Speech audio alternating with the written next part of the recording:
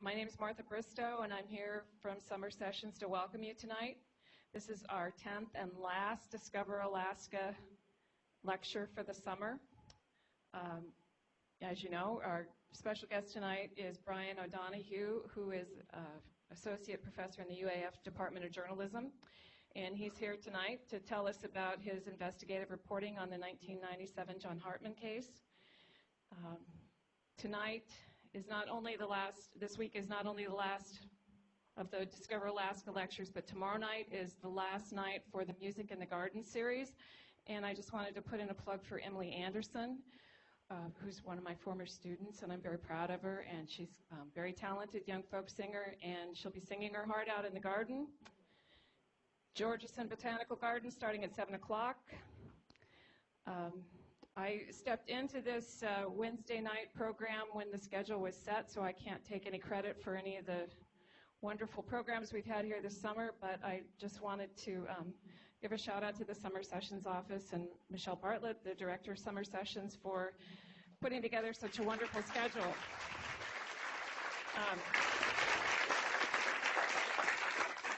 We've had marmots and dinosaurs and Alaska history and glass arrowheads, and it's been amazing. So please take this opportunity to turn your cell phone off or silence it. Yeah, I did it. And now we can get on to Brian's talk, which is Sworn Liars, Secret Confessions, and Other Hartman Murder Twists. I'm thrilled to... I'm sorry to Brian, this is your night, but we're trying to open up a classroom across the hall. If we get it online across the hall, you all can look over there and watch it sitting down. Okay, thank you. Sworn Liars, Secret Confessions, and Other Hartman Murder Twists. Brian has been with the university since 2001. Before that, he worked as a reporter and photographer, most recently at the Fairbanks Daily Newsminer, and Brian reminded me that he'd also been the editorial page editor, but the memory goes.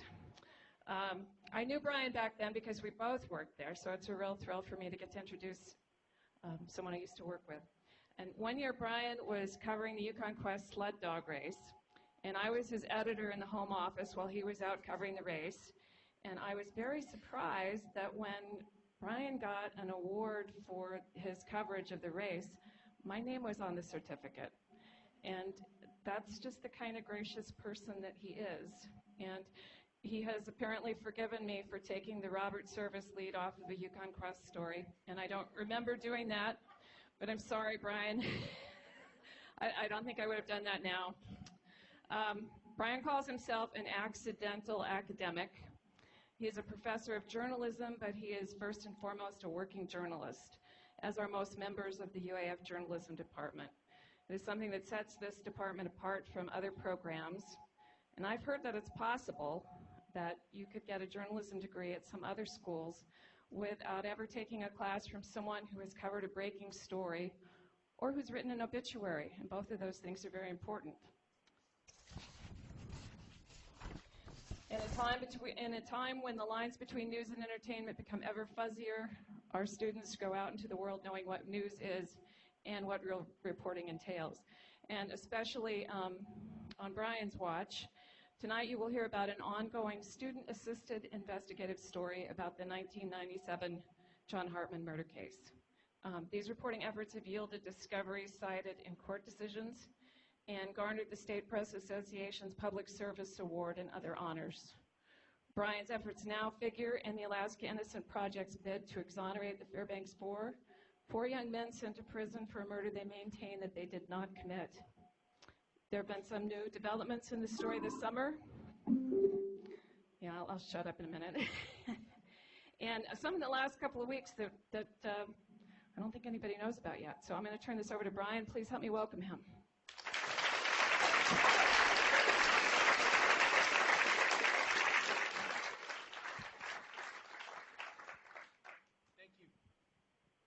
thank you very much for coming out tonight. We're not used to playing to a full house, so it's always gratifying. I have okay. I've put some brochures up there in case any of you know some students that maybe want to pursue a degree that they might be able to make a difference in this world, and also has a lot of practical values in areas outside journalism. We'd like to consider it to be perhaps the most practical degree within liberal arts. And I have former students at this point that have worked on this case that are in advertising, of course in media. Some have worked for the governor's office. One is a prosecutor, and one was a police officer. You know, so it really is something that a lot of different people have brought a lot of different things to it, and in some cases I think it's inspired them to, you know, go on and maybe shape what they're doing today. For just a minute or two, I'm going to play a few sounds, and then later you'll see how sounds figured into the reporting. Okay, I think the computer's gone to sleep. I can see it here.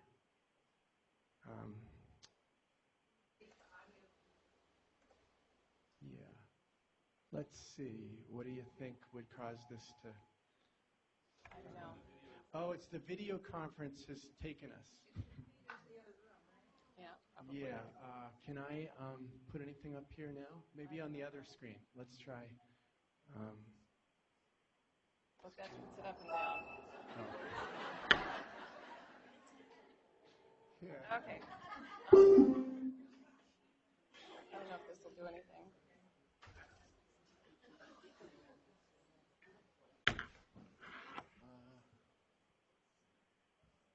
Maybe. Okay.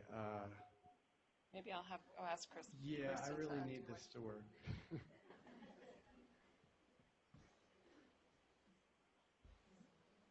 Well, I'll start talking about one of the things that I had some visuals with this, and then we'll catch up to that as we go. Oh, okay, talk right in the mic, yes. All right, kind of unnatural, but we'll try to do this. As they mentioned, I was a reporter at the Newsminer for on and off for 12 years, 9 years within a 12-year span. I left several times to work other places. I always came back to the Newsminer because it was a place that you could identify some of the things you'd like to work on, and you know, they would usually support it and go with it. And that ranged from everything from covering oil spills to politics, sessions of Juno. It just really is. It was a great place to work, and less constraining in some respects than Anchorage Daily News, for example, where I worked for a while, where by the time editors got done editing something, all the good stuff was pushed way down. So the Newsminer really was a place I feel a lot of loyalty to, and a place that let you pursue whatever story you really felt was important at the time. When John Hartman died, the night he died, I was in the throes of covering an ongoing bankruptcy action related to something called World Plus, a big Ponzi scheme, which in itself was a roller coaster and dragged me in and out of different court proceedings and introduced me to the whole crazy arena of a bankruptcy action where the people who've made money are being sued by the people who lost money, and all of it was quite a fascinating thing. Other reporters covered the Hartman story. I was privy to some of the editorial discussions about this, but other people were covering this story. And before I wrote my first story ever on the Hartman murder, the Newsminer had already published 86 stories at least. That's how many I was able to count the other night. And so this is a story that had commanded a lot of attention already. It had gone through 3 trials. They were moved to Anchorage, which necessitated in some of them being covered by freelancers. And then the cases gave rise to appeals. And, there was also letters to the editor just in floods. And there was op-ed opinions by folks that, saw this as, a sign of culture going over the edge, and the destruction of like a fine small town and its values, and then demands for increased policing and different types of policing, and so it really was a story that had gripped this community quite a bit. And Sam Bishop, as some of you may recall, was a longtime editorial page editor at the Newsminer, and he went to Washington, D.C. during a period of time that the Newsminer had Washington Bureau. It was the only newspaper in Alaska at that time that had its own Washington Bureau reporter, which was a pretty cool thing. And I stepped in to be editorial page editor at that point. And that's when I got dragged into the Hartman case. And I say dragged because now it was up to me to be editing the letters that were coming in. And back in those days, you really paid attention to whether letters and comments were factually based. And you get in these wrangling, ongoing conversations with letter writers, and there was a particular letter writer. Are we getting having trouble? Okay. I have a picture I was going to show you, an image I was going to show you of the first letter I ever dealt with from Curtis Summer of Tanana. And Curtis was he was a close friend of Marvin Roberts' father. And Curtis had written this letter that, right on its first glance appeared to be just, tremendously libelous. It had accusations about the prosecutor, accusations about witnesses, accusations about, just police and everything else. And to even publish this letter, I found myself running down to the courthouse to look up some of these things that he was talking about in these massive files of this case. And I think that first letter took about 3 weeks of back and forth before we negotiated what we felt was a defensible letter expressing outrage about this case. And the Newsminer's policy was always that you could have one letter a month. And so like clockwork, over the next year, every 30 days, I was contending with another letter from Curtis, raising a whole different, directions of attacks on, the system that had resulted in these convictions. And by the time, and a lot of these required a lot of just trying to just find out if there's any basis for it. And the more I looked, the more questions I had. And yet, I was being assured by folks I knew down at the police department in particular that, look, the verdicts are okay. The verdicts, if you could see the whole confessions, you would know. I mean, parts of them were suppressed, but if you had access to the full confessions, there's no doubt the right people are in jail. And I had covered some murder trials before, one in particular in the Valley, where as a reporter you're sitting in and out, you're bombing in and out, you're covering part of the day, and at the end I would have predicted a different verdict. And then lawyers explained to me later why the conviction, went the way that it did, and so I was not. I really thought going into this that this story would make a good. It'd be a good project to involve students in, and this is the point that I started teaching. And we'd spend a semester in investigative reporting, and we'd answer the questions people had about this, and we would lay out why what I presumed was the right people were in jail. I thought that would boil down to the confessions. I thought maybe there was things that had been excluded that actually weighed a lot, whatever. And pretty methodically, when we began approaching this, can I get this to work at all?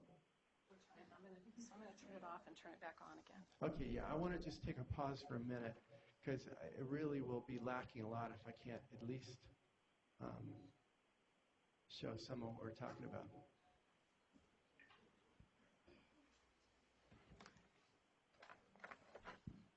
It's like your computer at home, you turn it off and you turn it back on again.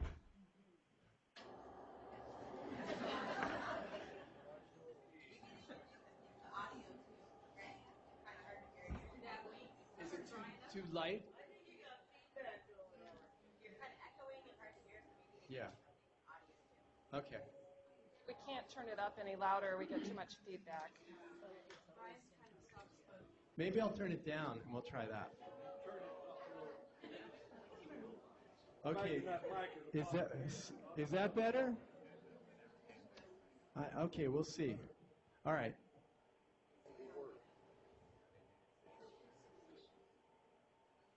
Okay, while we're waiting, I will tell you just a bit of what is going on lately. The deadline of discovery for the upcoming hearing, which amounts to a non-jury trial about the new evidence put forward, the deadline for discovery was August 3rd. On July 27th, I got a subpoena for 14 years of records and correspondence with involving 16 people, 8 of them being inmates, including the 4. 8 of them being, have we got something? Okay, good. 8 of them being attorneys involved in the case, and the other, a young woman who's here today, April Monroe, who was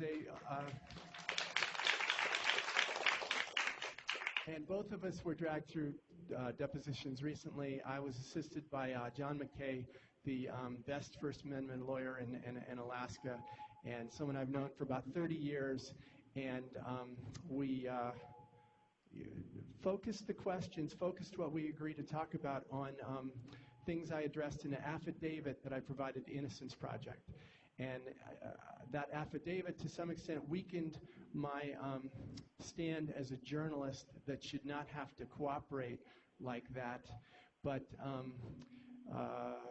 we did manage to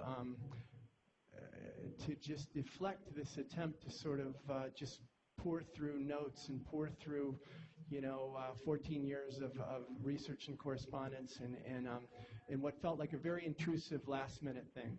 And but that's where we are moving forward here right now. But so I had an opportunity over the past couple of weeks to review a lot of what we've done all these years and listen to a lot of old tapes, and it really reminded me of a lot of things. Well, with that said, let's see if we can move forward here. Okay.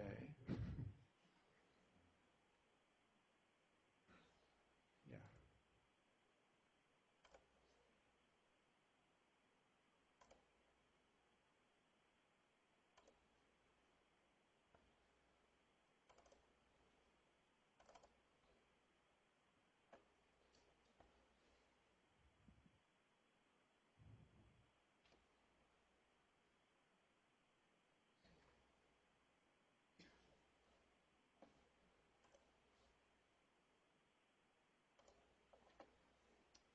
All right, that sounds good. As I mentioned, 86 stories before the first one that I ever wrote on this, and I didn't write any stories about the Hartman case until I actually started teaching here at the university. Here's that first letter from Curtis, which I received in June 2000, and I was editorial page through the following August 2001. The first thing I had students do is you always go back and get background. And so what we did is we collected these clips from the first initial years of the case, and that introduces them all to using microfilm, and it was a really healthy, useful endeavor. And we tried to identify sources, and we tried to identify questions that had not been resolved by the trials. This seems like it's, if I hold it about there, is it better? Yeah, okay, so right up close doesn't work. All right, 3 areas leaped out to us is something we should look at. Confessions, physical evidence, and alibis. Pretty logical, right? Russ Kelly, this is, by the November of 2001, we actually were able to finally get in to interview Margaret Roberts, who was still here in Fairbanks awaiting a post-conviction relief hearing, and that was a very interesting thing, and very well spoken, very intriguing young man who didn't seem to bear any none of the animosity I would have think that I would have felt at this point. This is about the murder had been in October 97. The trials were in 1999. The appeals were continuing at this point.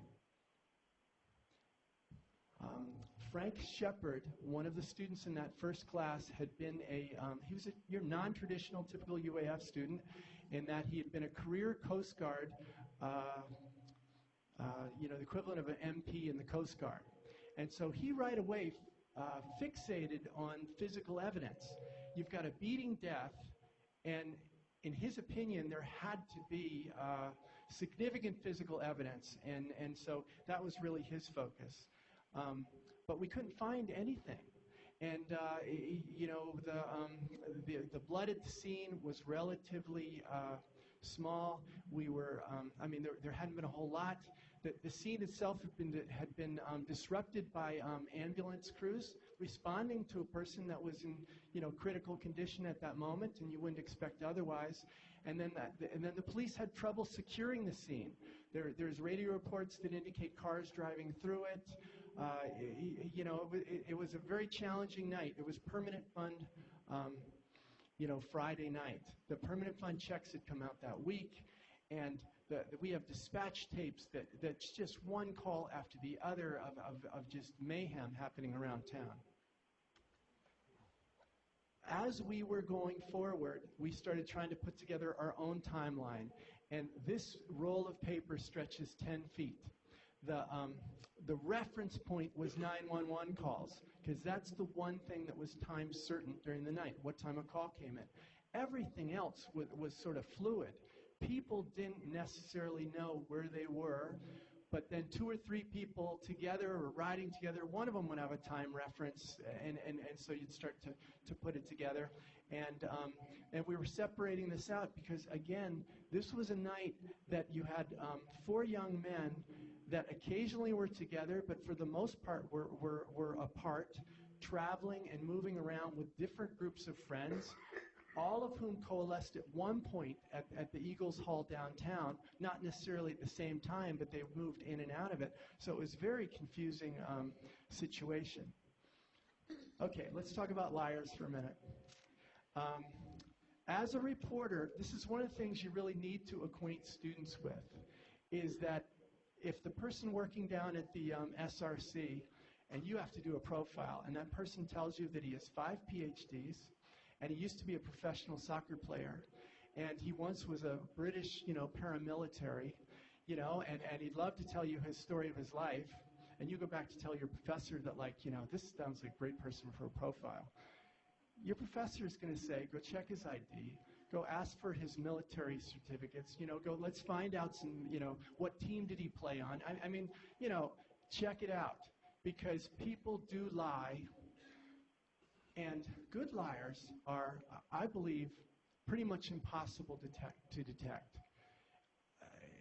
You just have to, keep your eyes open, you have to listen, you have to ask questions. And one of the things we talk about in classes all the time is, what sort of credibility does a one-source story have? And a one-source story, how wrong can it be?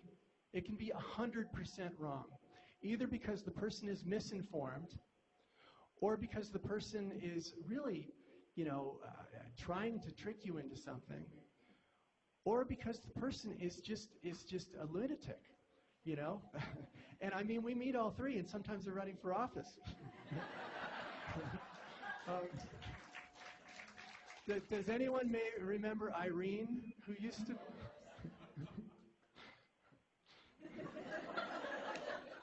All right. Let me tell you about some liars I have known. I did a story about 2 widows in New York, and they were being evicted. This is in Greenwich Village. And one of them had been a bookstore owner that, had been working there, had her bookstore for 40 years, and her husband had just died. The rent was quadrupling, and it was sad, but she was kind of ready to go. The other one, about 2 doors down, operated a art supply shop, which had, I guess, sold art supplies to really famous artists, and she was someone that had a lot of supporters. And she was just sobbing right and left about this heartless landlord and you know, his raising the rent, and her husband also had just died. And I called the landlord up, and he said he felt really sorry for the bookstore lady. He said the artist, you know, the arts supplies lady was just this, you know, I can't even repeat it, you know, but a wench and worse, who was a bloodsucker and made tons more money than he was going to charge just from what she got off the peddlers. And I asked him, what are you talking about? He says she rents them the sidewalk at night so they can peddle in front of her store. So I went down I went to talk to peddlers. And they said, oh yeah, they paid for their spaces, the ones that would talk to me. It was a really prime spot. And one of them had receipts. And I mean, literally receipts from this woman. And so we printed the story, and I was really, you know, nervous, and I brought her a copy, expecting she was just going to give me hell. And she went like, I mean, she had just tried something, and it didn't work, you know. But I mean, the only reason is that you check and that you just, I mean, your instincts aren't always really well. Okay, I had students that first semester looking into, or this is the second semester. Students were looking into jurors because at this point we had identified that, like in the Marvin Roberts Pease trial, the fourth trial, we really couldn't figure out why they voted to convict. You didn't have the confessions in the background the same way that they were in the first two trials, and we'd been tracking down the jurors' names, and the students were calling them up. And one of the jurors mentioned, did anyone tell you about our little experiment? And it turned out that all of the jurors in the last trial, Marvin Roberts Pease trial, Kevin Pease trial, had gone out during deliberations and walked into the street without any defense or any prosecution, you know, attorneys present. The lawyer was unaware, I mean, the judge was unaware, and they paced off the distance of what they reckoned one of the key witness had said that he had observed a robbery. And this was, that Christmas, I was going over the sort of things that we'd found in this case with a sort of legal advisor I had. He was a judge who I'd written stories about before, and he was kind of just helping me navigate and figure out what might happen. And the minute I described this to him, he said, number one, it couldn't happen. If it did happen, it was shocking, and it absolutely had traction. And so then I assigned two students to work on this, and they said, but it's almost exam week. The semester's almost over. And Charisse Walker and Tom DeLong, I gave them incompletes. And I made them keep working on it because this was really important, you know? And this is my first real introduction to that, the distinction between a working reporter and a student who's taking a reporting class. You know, I'm like, this is a trial. This is huge. And anyway, we were able to interview 7 jurors about this, who confirmed that this had taken place, and 4 of them gave us pretty good interviews about it. And it turned out that, and it made perfect sense actually, they were testing the credibility of the state's key witness, Arlo Olson.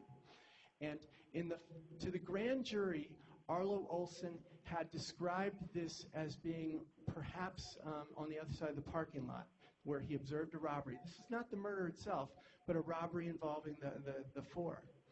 In the first trial, he drew he actually labeled it on the wrong side of the street, or on the wrong street, and he implied it was across the street, still, you know, relatively close. The second trial, he said it was about 100 yards away. And the fourth trial, finally, the defense put the detective who had investigated this robbery on the stand, and he had to own up to the fact that he'd measured it with a roller measurement, and it was 550 feet away. This is from the Eagles Hall, for those of you in Fairbanks who know where this is. down the road, past the Paul Dean Carlo building to just the first driveway. And this took place at about 1:30 in the morning, and the witness had been drinking for hours and partying all day. And the idea that this is the state's key witness, and if my audio is working better, I'd play you the chief prosecutor talking about how you take away Arlo and a little bit of the other evidence, and the state has no case. And so it made sense that in that trial, the third trial, where there had been the best discussion of all of this, that jurors had tried to sort of determine, can a person see what he claimed he could see?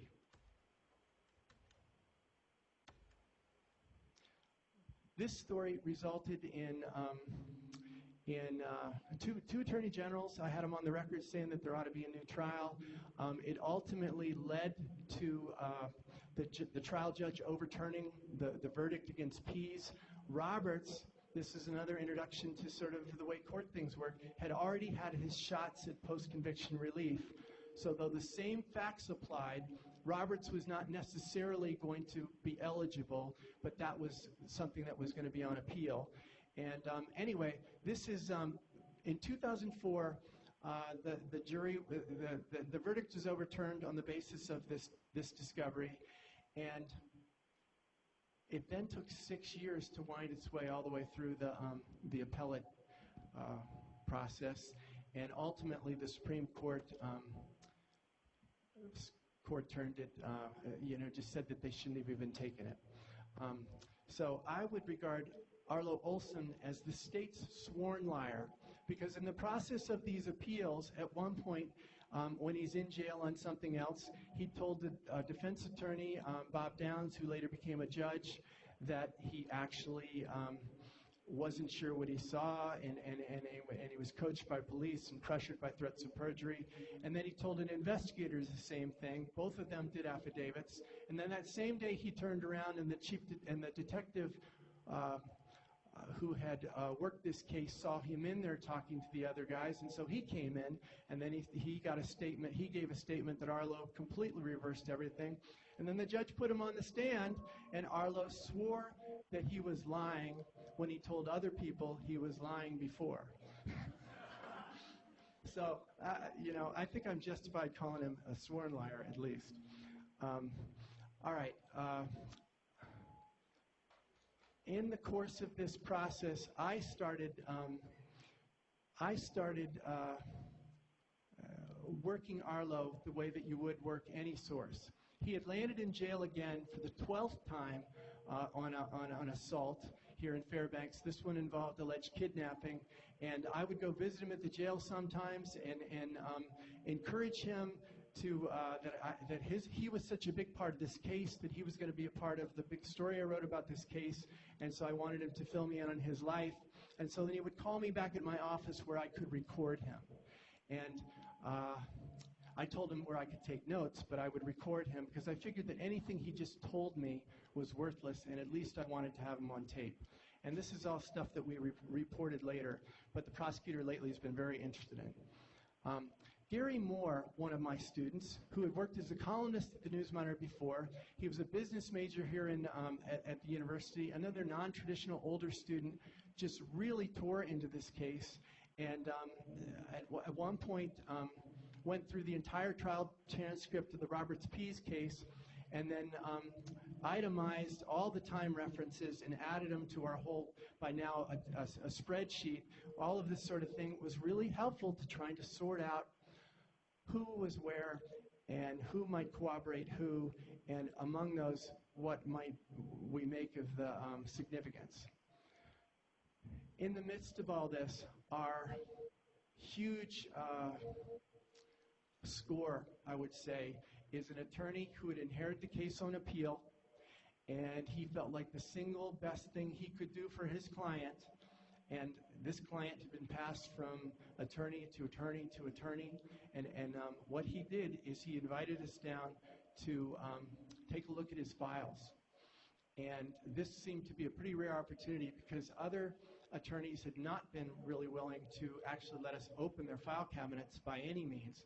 I think that's because not everybody had the same alibi. Not everybody had alibis of equal weight. And therefore, some had, things they wanted to hold back. Anyway, I grabbed these students. We grabbed a duper from the library. We brought a copy machine with us. And we went crazy for a couple hours with me sort of sitting with the attorney who was very nervous, and them running over the folders saying, shall we do this? And running over the folders, shall we do that? And we got just a huge trove of the actual police interview tapes. We got just an amazing amount of files, all of which took forever to sort out in the aftermath and consumed. I used to drive down to Anchorage and be playing these tapes all the way down there when the family wasn't with me, listening to like interrogations and witnesses and pretty. But anyway, all of this gave you more things to reference. And one thing that we had going for us going into this case is 3 trials involving often the same key witnesses giving somewhat different, things emerged that were discrepancies in their accounts. And you could compare what someone said one time with the next time more details were added, and the next time there was things that were conflicting. And folks like Arlo, it really became apparent, there were questions to be answered.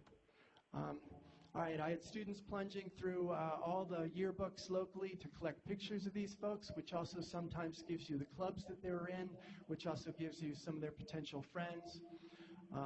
One student jumped in the car and cruised down to Seward, on a weekend to interview our top suspect, someone who'd been involved killing a cab driver here in town, along with Kevin Pease, who was back in Alaska. Jade Frank spent her spring vacation interviewing the prisoners down in Arizona. She got videotaped interviews with them all, which Professor Drew, I'll explain in a minute, made tremendous use with. Lisa, who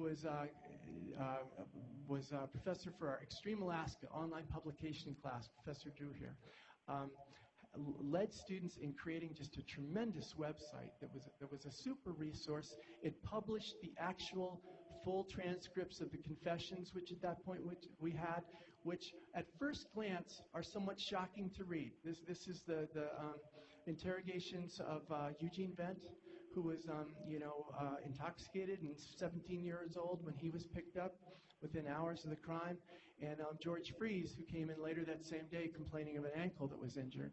And when you read those confessions with a dispassionate eye and a careful attention to where the facts come from, they originate with the detective's questions. And this all took place in '97.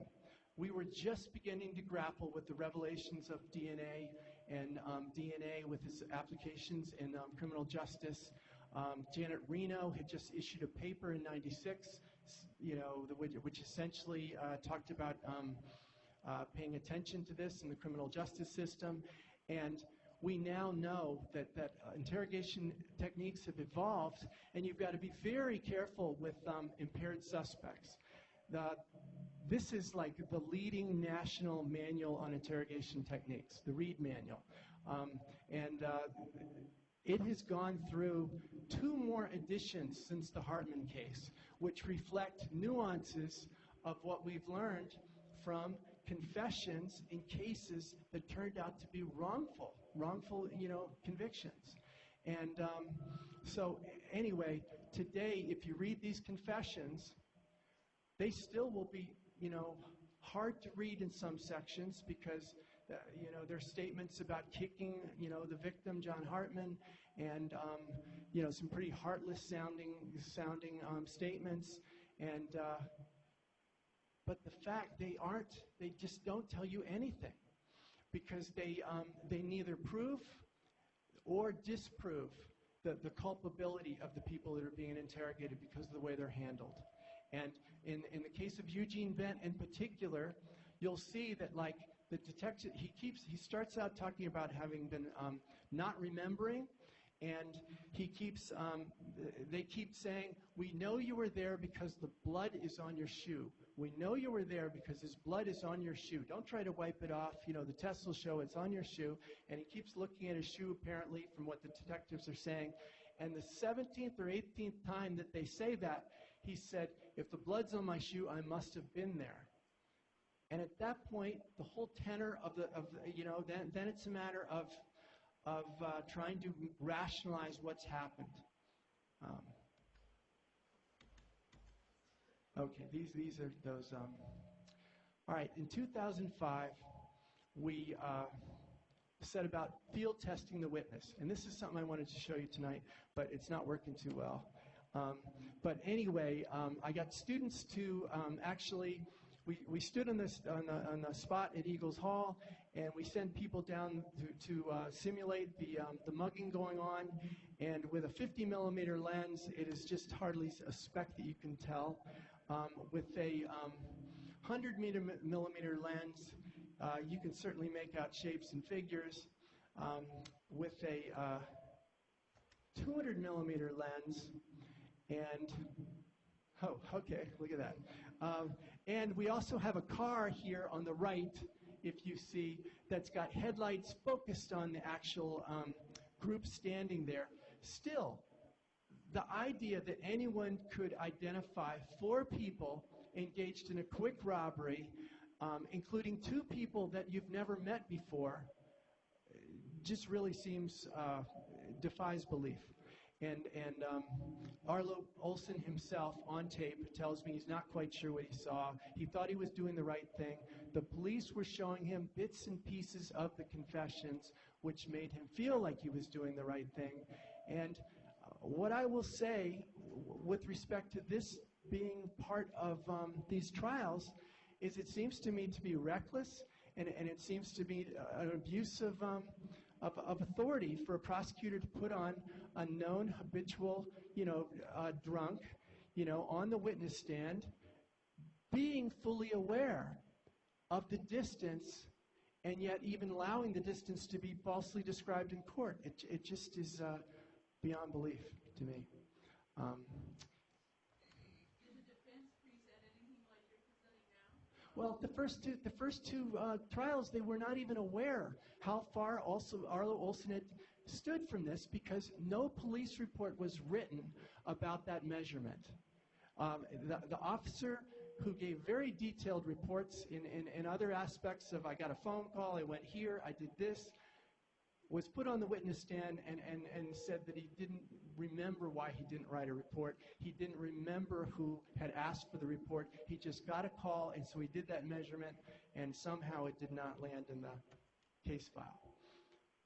Students were involved in covering the protests, which were happening every year.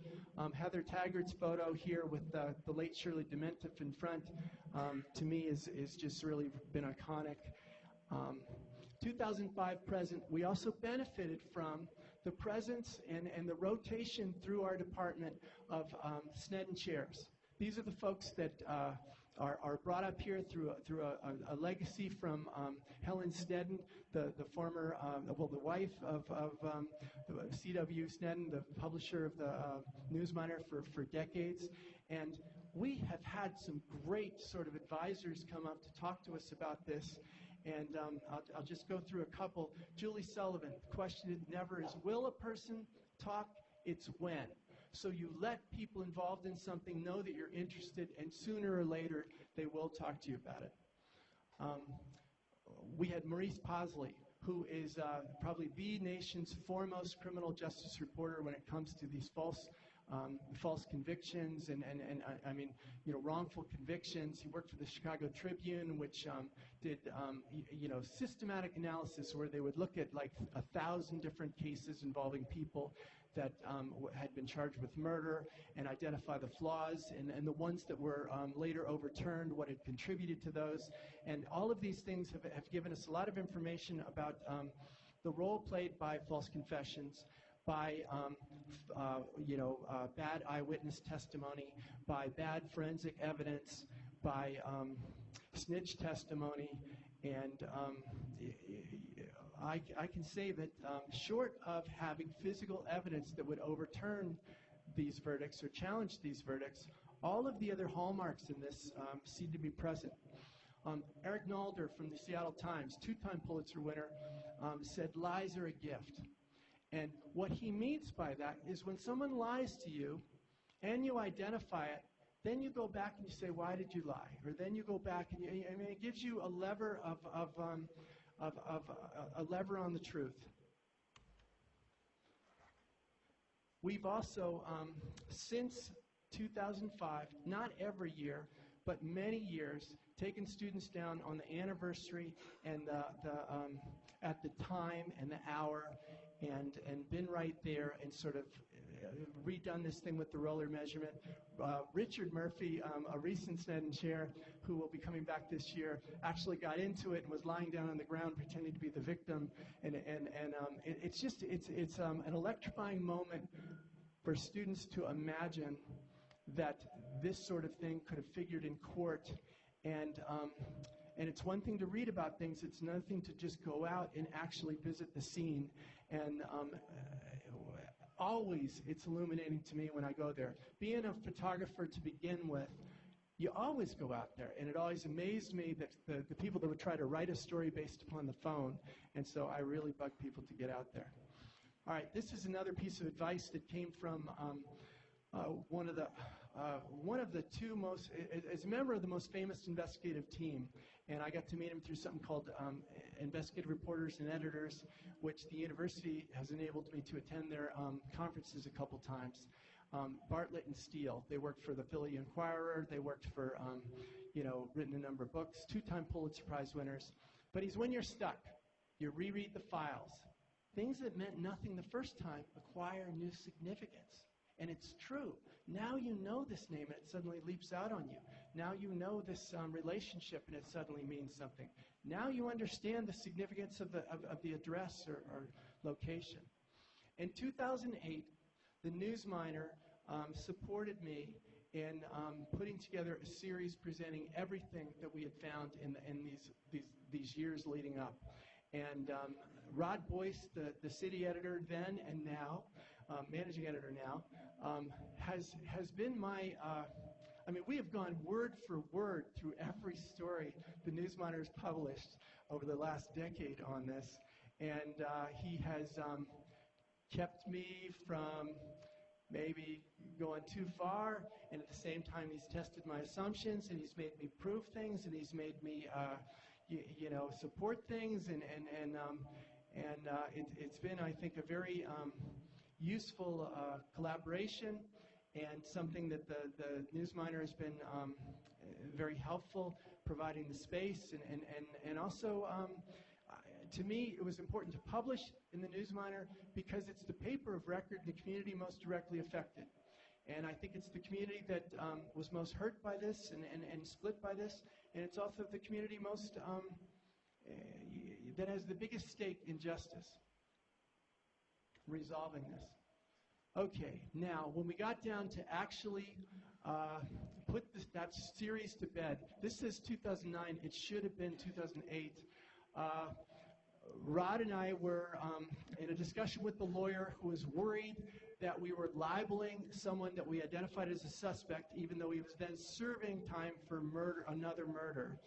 And he was the obvious suspect. He had beaten up Hartman's friend in several weeks before in a very similar situation, and it just really seemed to be this person the police should have, in the very least, looked at and eliminated as a suspect.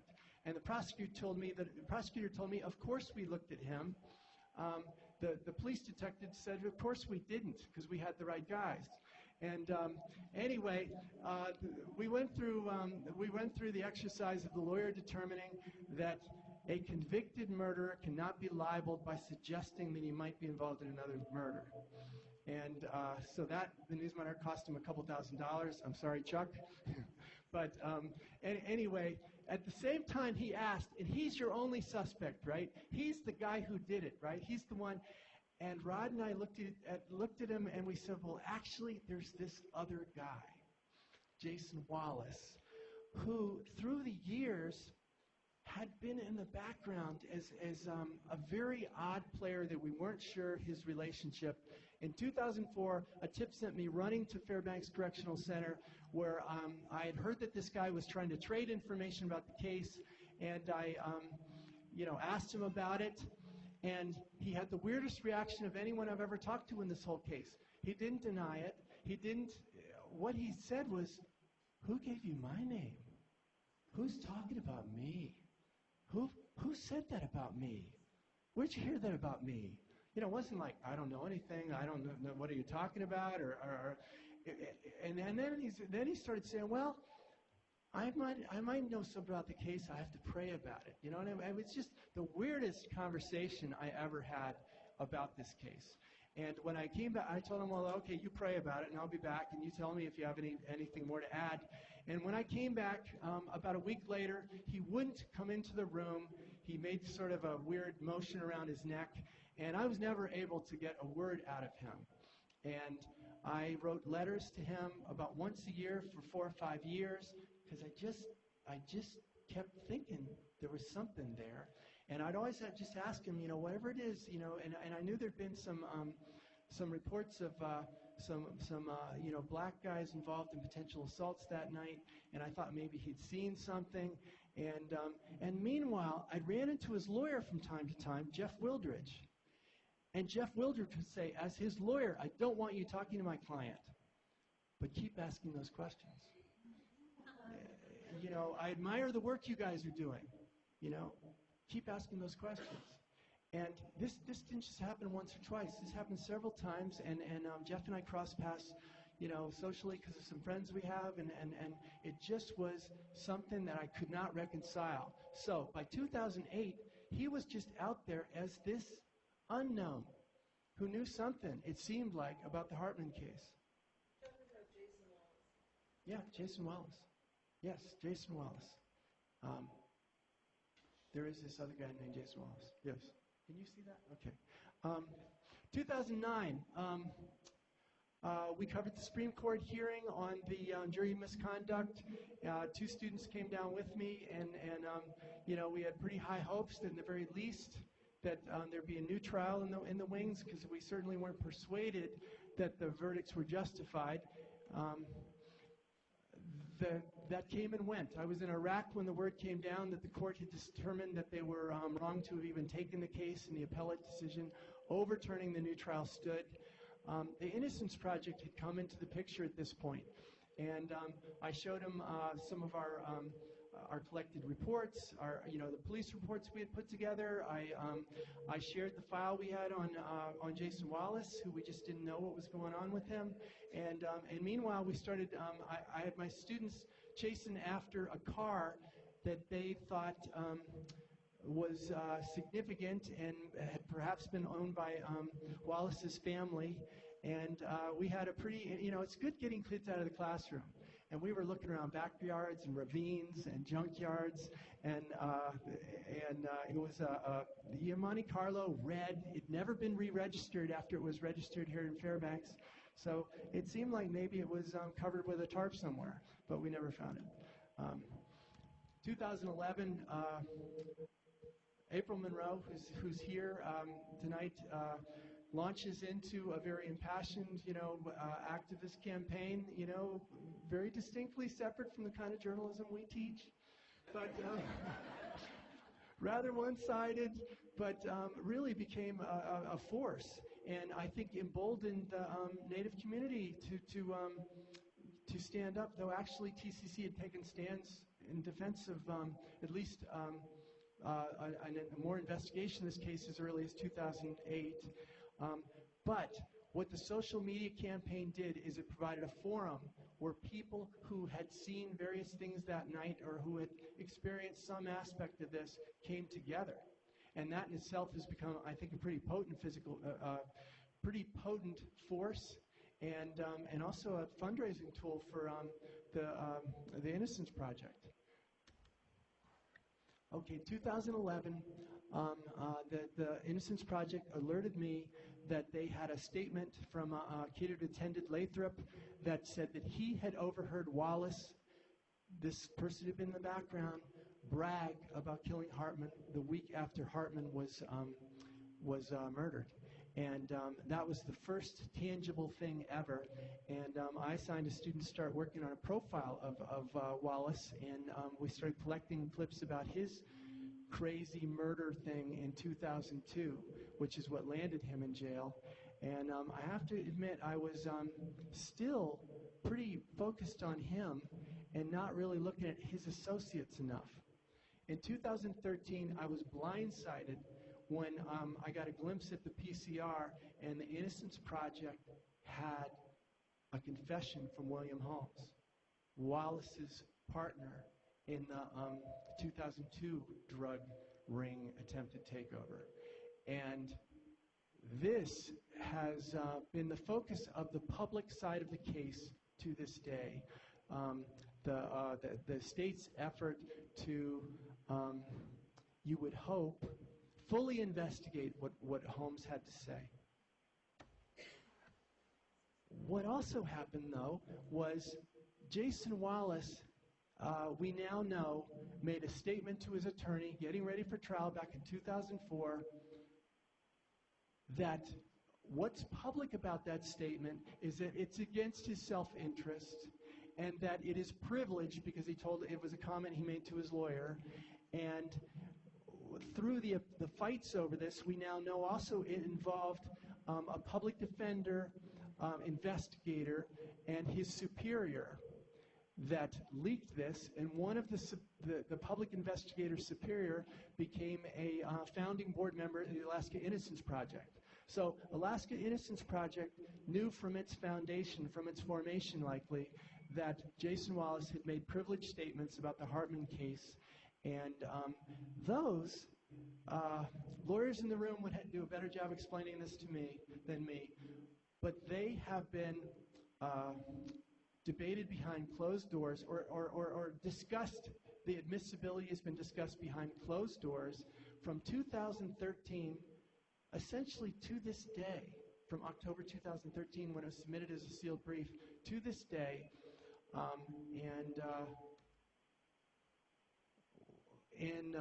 One of his first acts when he really got into the case, Judge Lyle assigned, he identified the sealed brief, which contains the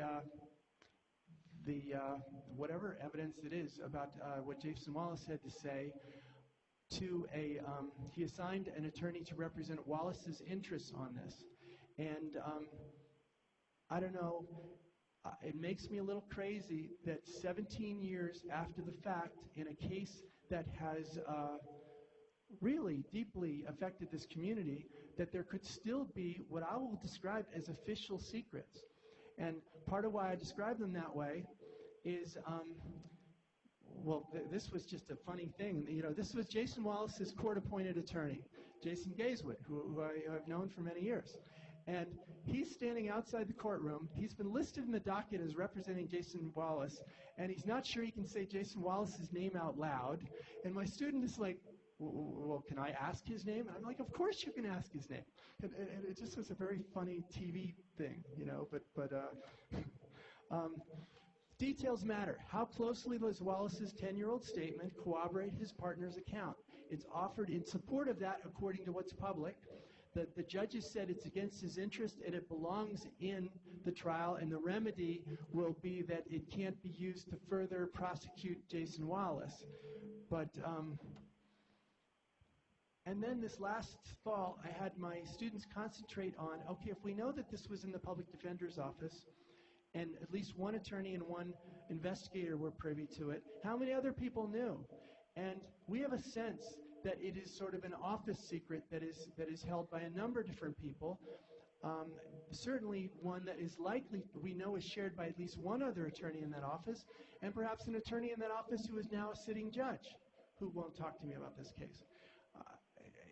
Again, the idea that there could be knowledge of something that perhaps sheds light on the guilt or innocence of a group that have insisted upon their innocence for all these years, and that somehow it'd be okay to have this not even presented to an investigative agency that is able to vet it. it strikes me as somewhat hard to reconcile with life for liberty and pursuit of happiness. And I know that that's sort of a glib way to put it, but there could be, for example, a statutory change that in Alaska's now an attorney can waive privilege if he deems it to be reasonably necessary to prevent wrongful incarceration or execution. The attorney can do that. The attorney does not have to do that. And Alaska is one of 2 states that has that clause. Nobody in the country has ever taken advantage of it. However, the Bar Council and I have discussed how there could be a statute that would say perhaps maybe after the full course of appeals has run, the attorney must come forward and disclose that information to perhaps a judicial tribunal or the judicial council or something like this. So at least the state could investigate whether or not there's any legs to this. And as matters stand, the way this case was handled, that information, the sealed brief, was only made available to the prosecutor the same week she subpoenaed me. You know, she literally was theoretically not able to know anything that had been offered in this case for the first October 2013 through July 2015. How can that be reasonable? Last thing I'll wrap up in terms of what students are doing in this. Julia Taylor, with the use of an undergraduate research grant, has been diving into the appellate files. She recently brought back, I don't know, another 1,000+ pages of the appellate decisions in this, because the future story, if this plays out the way that the drips of information that have come out since then, you know, there was a prison memo to a guard. A guard wrote a prison memo notified the city of Fairbanks about Holmes's confession in 2011. You know, Holmes, once the troopers discovered that, was given a lie detector test. He passed that.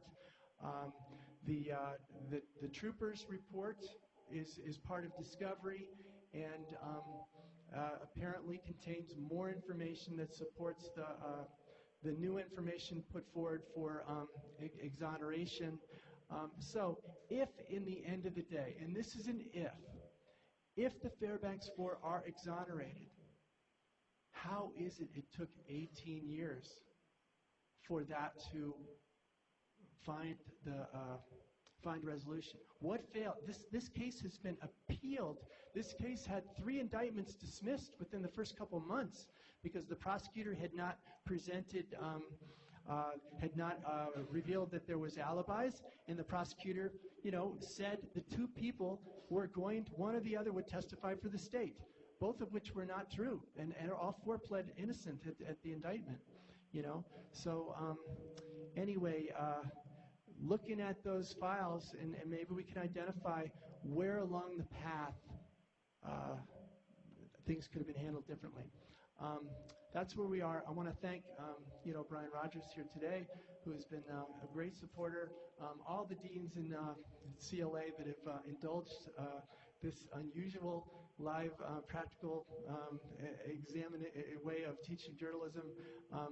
Provost Paul Reichart and Susan Heinrich, and then Joy Morrison and Eleanor Burkett, who at crucial times as chair really encouraged me, and many years of students, including some that are sitting here, who at least for the students that weren't in investigative reporting, I had them check public records.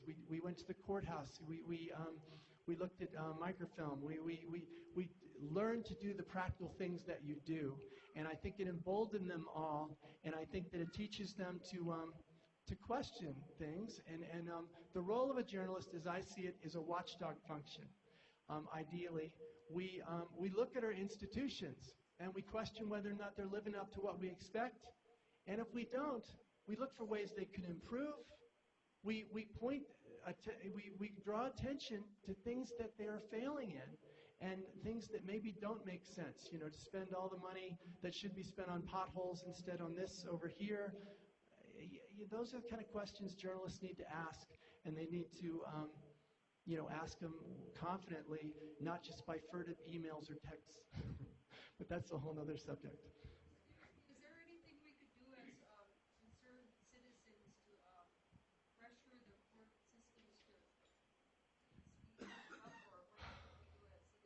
I think you can always express your opinion in a letter, and the letters get read, and those have influence. I don't know what influences courts, you know. I think that bearing witness, when there is a hearing or something, when you're sitting there, I think that is felt a bit, you know. But I would encourage you to support the Innocence Project's work. I think that, you know, that's a noble struggle. And, you know, and I do think that when you get an opportunity to talk to your legislators about the idea that that maybe we should look for statutory remedies as well for this idea that a person could sit on information that potentially is significant in revealing a wrongful conviction. If that's what these are. We don't know yet. That we don't have the details, but everything so far, people ask me all the time, do I think they're all innocent? And for many years, what I would say is I think nobody should have been convicted in this case. By the time we finished our research, the verdicts were not persuasive. The verdicts are based upon, you know, witnesses like Arlo Olson and some other things. And but all 4 alibis are not equal, you know. So it's hard to say that night what individual might have been where, but the scenario did not work. The whole scenario didn't work. And now what you want from the state is that they would look with open eyes at what's been put forward, which, if it's the way it is presented, could result in new law in Alaska, from what I understand, because the remedy they're seeking is not a new trial. The remedy that's being sought is a declaration of actual innocence, which, at least has been explained to me, is not something that really exists in our statutes. And, you know, yes. A pardon is forgiveness. A pardon is forgiveness. Yeah. There have been some jurisdictions that the DA will move to dismiss charges when DNA and things have been really persuasive. Well, this is what I mean about Alaska doesn't really have a... this isn't something that is on the books, I think, as a remedy. But in this case, that's what they're asking for, and those arguments are going back and forth in this current proceeding. Yes?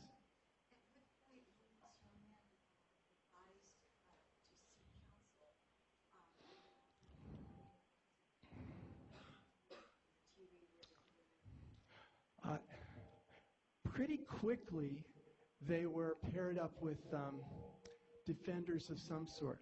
Nobody was represented by the Public Defender's Office because one or more of the state's witnesses were already represented by the Public Defender's Office. All I can tell you, it's hard to, you know, I came into this late, but certainly by the time of the indictments, they were all represented. That was about 2 weeks later. During the questioning?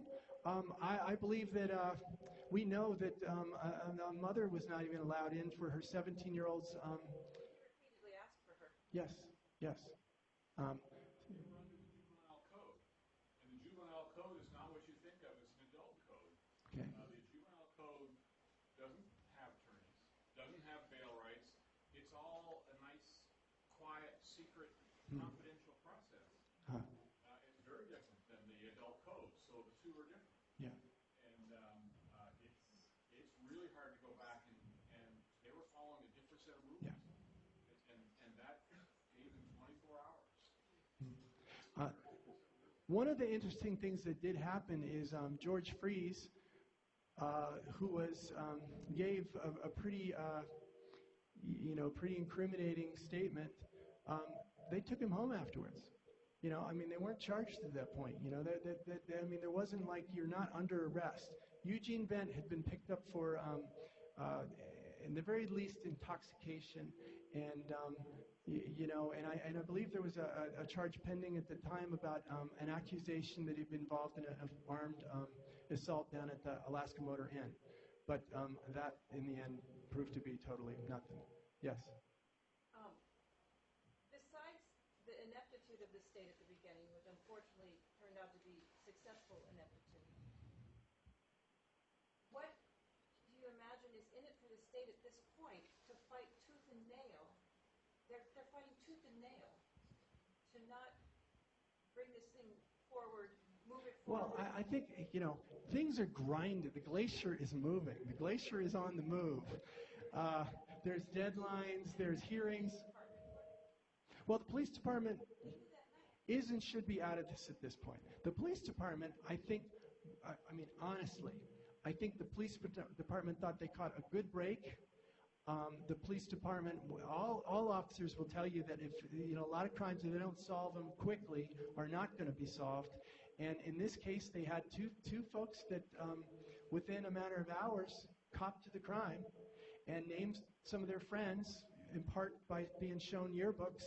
But, so I think they started out with feeling that they were on the right side and everything was righteous. And where I will fault the police department is they collected a lot of evidence and they sent it off to be tested. And about 3-4 months later, it started coming back and it was all negative. And at that point, as Trooper McCann once told me, with confessions in particular, confessions, if they're bona fide, should lead you to the physical evidence. And if it doesn't lead you to the physical evidence, then you ought to question your assumptions. And I don't think that there was a question assumptions point ever in the investigation. Yeah, Sean. Brian, talk about the written statement by Holmes. I mean, that you can read it on the web. That is incredibly damning. It's a detailed, 4 or 5 page detailed scenario the whole night as they were going around beating people up. I mean, it is chilling, and it seems like you've got Lisa Murkowski, you've got Mark Begich, you've got several state house members, you've got prosecutors, you've got dozens and scores of Native leaders. I just, like she said, I'm not getting why this is continuing. It's crazy. Well, you need to check something like that out. And Holmes, if you're going to play devil's advocate, Holmes is serving double life. His partner testified against him, and here he is confessing in a way that comes back and kicks his partner. And what does he have to lose? I know that the prosecutor has considered the possibility that these guys were fed information, that Holmes was fed the facts to then shape his confession. I don't think the timelines are going to support anything like that. And Arlo Olson wasn't fed anything, right? yes. Oh, I have some. She wanted what I wasn't able to play in the audio, and I was going to play some of the tapes that we had and some of the sounds of the case, and also we had a whole kind of visual audio thing on Arlo that kind of gave you some of the jurors talking about their jury experiment, and it's been online before, and maybe we'll try to post it up online again, and I'll let the Fairbanks 4 folks know where it is. Yeah.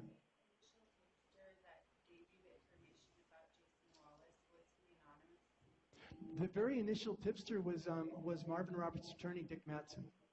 He had. Oh yes. He'd often called me up with.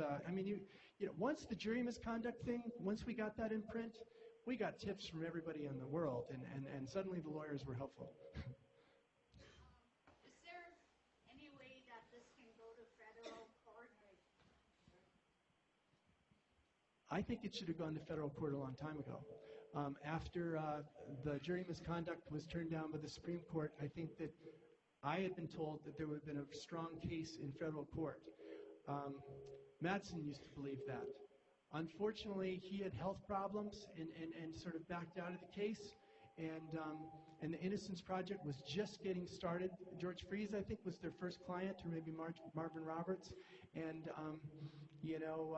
and maybe their actions were also influenced by this knowledge of Wallace's confession.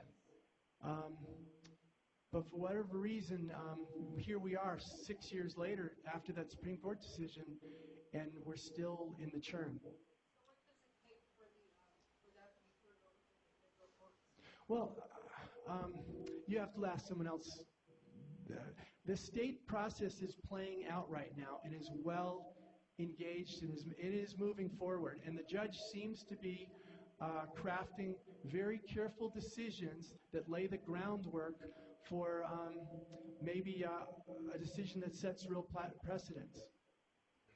Yes? What role do you think Chris Stone had on all this? Oh, you mentioned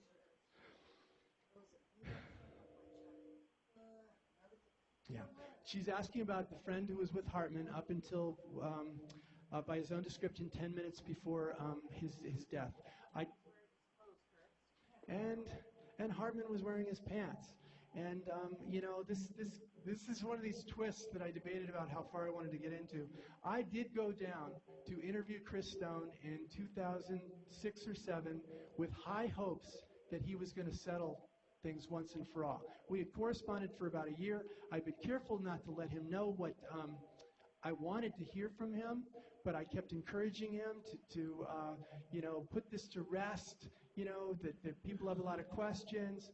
And I talked to him for an hour and a half. He seemed very cooperative, but he was 14 years old when all this was happening. He was really messed up, and he gave us a lot of leads and various things, but he could not explain the pants. He one of his quotes was, "It's a fog. It's all just a fog." And I do think the police at the time, if they had pursued him with a little more pressure, that we would have gotten maybe a lot more information about what happened that night. Now, Holmes's account, and we go back to Holmes's account, makes no sort of suggestion that Stone is present. He talks about coming across a lone boy and him looking like we got one, Now, I can come up with like a situation in my mind where like Holmes is off taking a leak in the bushes or something when this happens, and that's why he runs in the cars. One of the things that was Chris Stone. One of the things that was very a big shortcoming in the police investigation, I believe, is not pursuing where Hartman had been and where Stone was that night, because we interviewed 4 or 5 employees at cars that were absolutely, their recollections of seeing the way Stone ran in there was that he had the weight of the world. He had the world chasing him, and he looked like someone was panicked and was running for his life.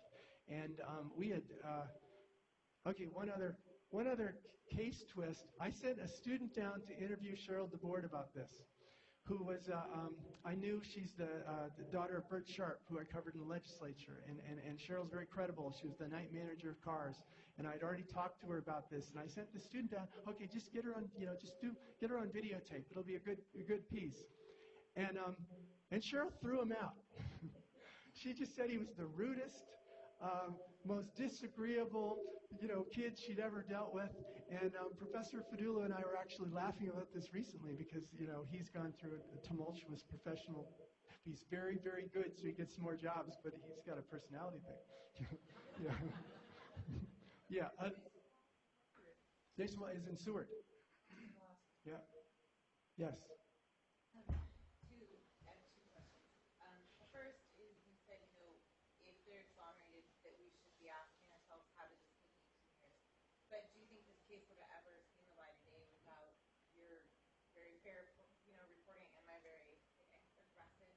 This is called a softball question.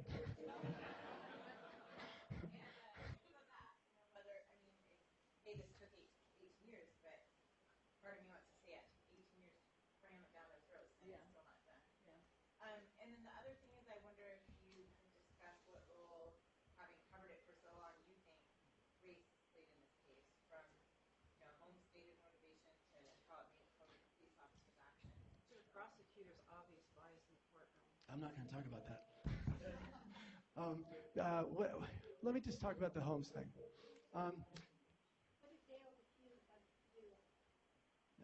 Dale Depew, who has served his time on his other self-confessed murder of a cab driver, had been involved in beating up Stone, Hartman's friend, about 3 weeks before. They drove up to Fort Knox, him and several others. Stone was left for what's described as dead. And, guards found him at Fort Knox Mine, and he was hospitalized. And when the troopers came in to question him about what had happened, he said he couldn't give the names because it would just happen again. And Stone did not identify his assailants until after they were arrested in the middle of the trials for the Hartman more than a year later. And they were arrested at that time for killing a cab driver about 6 months later. So Dale is linked in that Stone had suffered a pretty terrible beating at his hands 3 weeks before. And so one of Hartman's family friends, a woman that Stone actually often stayed at, went to the police station as soon as she heard about Hartman's injuries, and she told the detectives they needed to go look at Stone, they needed to talk to Stone, because the beatings were so similar. And that is one of the things I fault the police for. They did not investigate that to any sort of significant degree, even after Dale DePue's identity came out. The softball thing, this is, at a certain point in my life, I decided I wanted to work on the things that I thought were important. And after getting away from writing 150 to 200 dailies a year, daily stories, and 340 editorials one year, I thought I'd like to work on longer projects. I did not, in the wildest dreams, set out to be involved in anything like this. So, but there's always more there. Yes. Yes. I've worked in the state legislature and actually worked for a senator and sent your paper. Is that Kukesh? Yes. Yeah. To our Mm-hmm. district attorney for the attorney general's office. Yeah. Having worked there and seen there for 8 years, having seen how things work there, Yeah. it's really appalling. Because, not only in the judicial system, but it could be a child protection case or you name it. I mean, they stand together regardless. I mean, you can tell them, something is black, but they'll know. And they will stand by the police department. Whoever has investigated the case. I mean, they will just all stand together, and it's just really unfortunate that they do that. One of my students has a theory that an elected attorney general might result in more accountability within the whole prosecutorial side. I don't know. I think when we quickly checked, there were 6 or 7 states that don't have elected attorney generals, and it would be interesting to look at whether or not there is more or less complaints in the states that do. I discussed this issue with one of your former students that did the design web page there. Oh, okay. And he talked about the system in general. Yeah. And the public defenders in particular that were assigned to the case. I mean, it's a mixed bag. Yeah. And even though some of the information wasn't available to those people, the attorney should have asked the question, how far away was this witness? I mean, that, no. Well, the witness lied. I mean, the witness question. He told the grand jury, and we have the grand jury tape in part because of the night that Robinson was there and we were copying things. He told the grand juror, a grand juror asked, how far were you away? And the witness said, the lights on the parking lot were such, and then he said, oh, so it was in the parking lot? And Arlo says, yes, it was in the parking lot. Then in the first trial, Arlo describes just right across the street. Now, yeah, the attorney should have demanded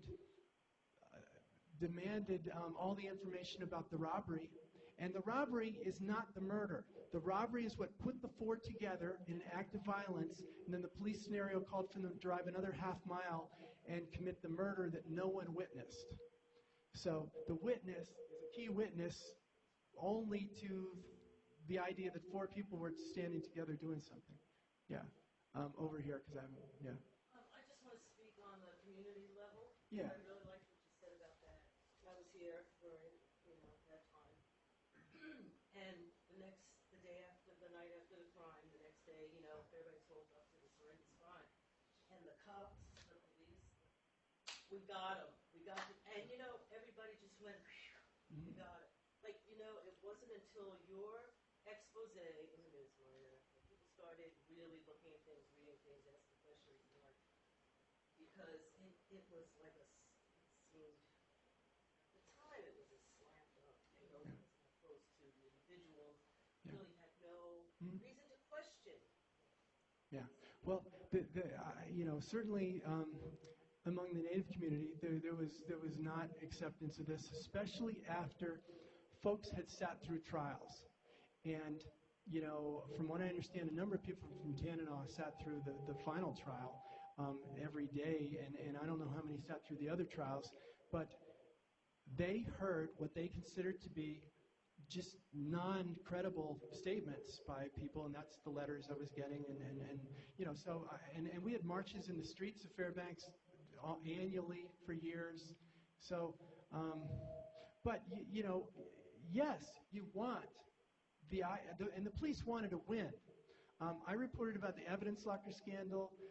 I had reported about World Plus involved, among other things, a testimonial letter from the chief of detectives that he had heard rumors that there was a Ponzi scheme, and he had personally investigated this, and there was no Ponzi scheme, and he's one of those investors that got taken.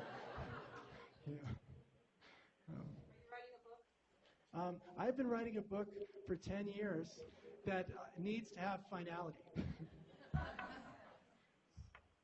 there be some relationship to the Central Park 5, or whatever, you were in New York, and that case being solved, and all the money that was, When you ask me about a relationship, I think that part of the considerations maybe in the background are that if these guys are vindicated, compensation is going to be on the horizon.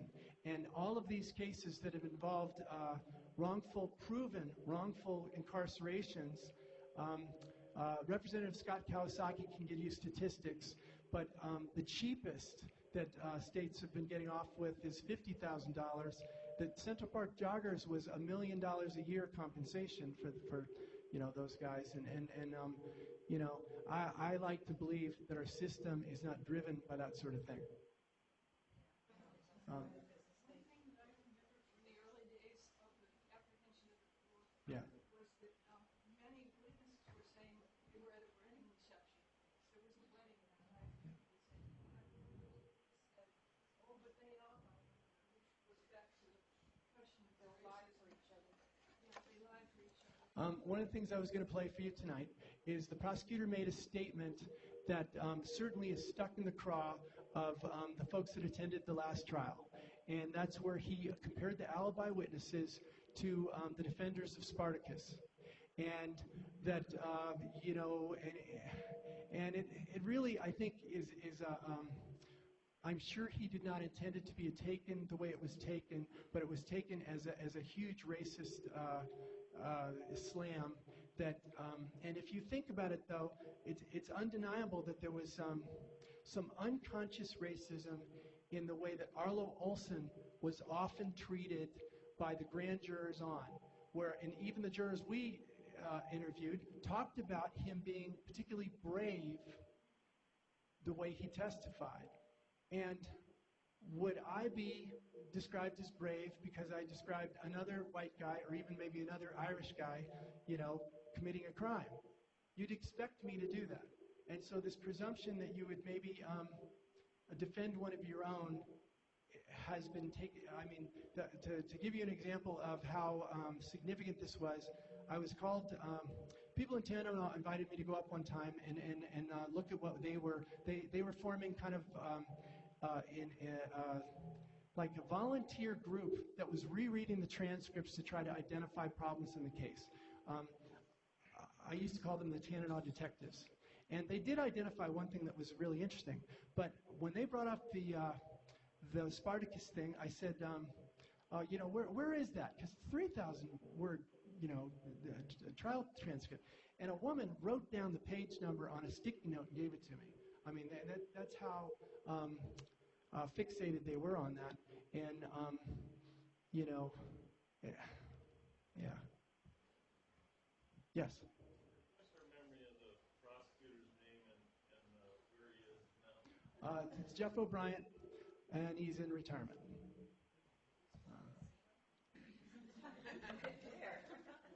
So, to this woman's earlier point that enforcement all stand together, I think if everybody in this room all stood together, we could maybe make something happen.